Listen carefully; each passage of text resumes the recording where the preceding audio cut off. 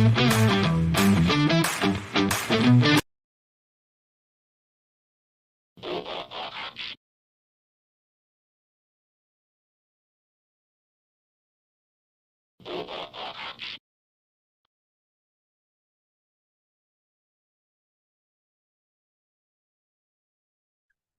Assalamualaikum warahmatullahi wabarakatuh. Sebelumnya perkenalkan, nama saya Septian Dwi Jaya, mahasiswa kelas karyawan, program studi teknik informatika.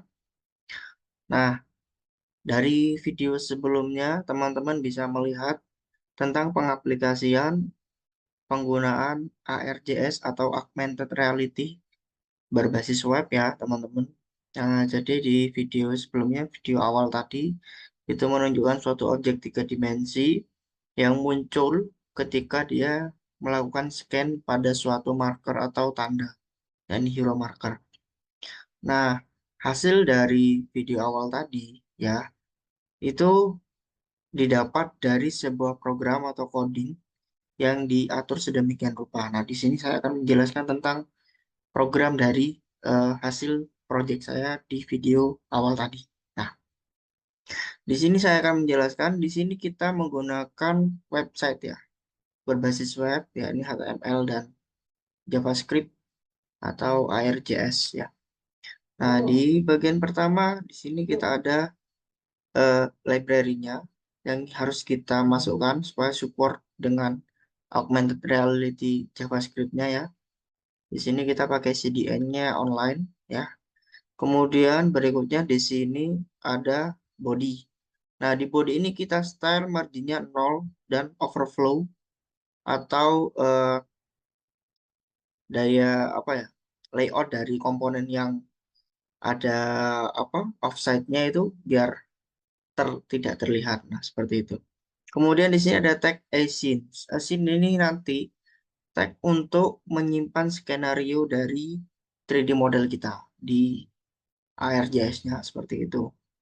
Kemudian di sini ada marker, kita kasih tag marker supaya untuk mendeteksi marker hero nanti kita menggunakan markernya hero saja ya. Kemudian di dalamnya ada entity. Nah, entity ini akan berperan sebagai model tiga dimensi kita nanti yang akan kita jalankan. Di sini ada GLTF model, yakni modelnya di sini ngambil dari assets dengan nama Optimus. Kemudian di sini ada skala. Nah, untuk skala ini kita atur 0,2 sorry ya. Untuk ukurannya, kemudian posisinya sedemikian rupa ya, dan rotasinya sedemikian rupa. Nah, nanti untuk skalanya ini kita atur supaya tidak terlalu besar atau terlalu kecil, dan posisinya itu kita buat supaya dia agak menengah, agak ke tengah, jadi tidak terlalu ke pinggir seperti tadi itu ya. Dan rotasinya kita buat minus 90, kenapa? Supaya objeknya itu bisa nampak berdiri. Kemudian di sini animasi mixernya kita pakai loop repeat atau dia akan diulang-ulang terus animasi transformasinya gitu. Crossfade duration ini untuk eh, memberikan efek transisi, transisi ketika dia itu awal berjalan dan ketika dia sudah menjalankan animasinya seperti itu. Nah, di sini ada entity lagi eh, untuk menginisialisasi logo tiga dimensi, yakni logo Autobot. Nah, yang ada di samping robot Optimus Prime-nya tadi. Nah, dan di sini skalanya saya atur 0,05, posisinya 0 minus 0,8, 0 dan minus 1. Nah, seperti itu. Kemudian rotasinya sama, kita buat berdiri. Nah, untuk posisi itu pada bagian satu ini itu untuk mengatur dia itu posisinya di kiri atau di kanan. Jadi horizontalnya dan di tengah ini untuk mengatur posisi atas bawah, dan yang terakhir itu untuk mengatur posisi dia itu maju atau mundur. Jadi objeknya seperti itu.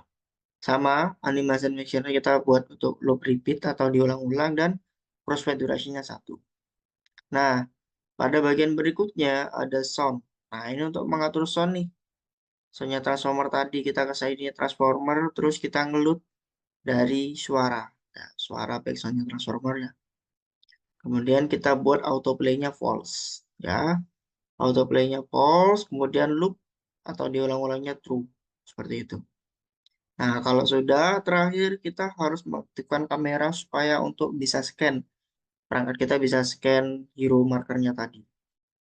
Nah, kemudian pada bagian script ini, pada bagian JS-nya, kita lakukan inisialisasi untuk markernya yang diidentifikasi melalui ID, yakni hero marker. Ya, di sini, nah ini ID-nya hero marker.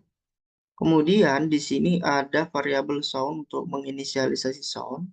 Soundnya juga ID, berupa ID, yakni transformer ya, ini. Setelah itu, kita buat suatu logic, yakni event. Ketika marker ini ditemukan, maka dia akan menjalankan sound atau play sound. Nah, dan ketika markernya itu tidak terdeteksi oleh kamera atau fokus kamera tidak pada marker, maka dia akan menghentikan soundnya. Seperti itu.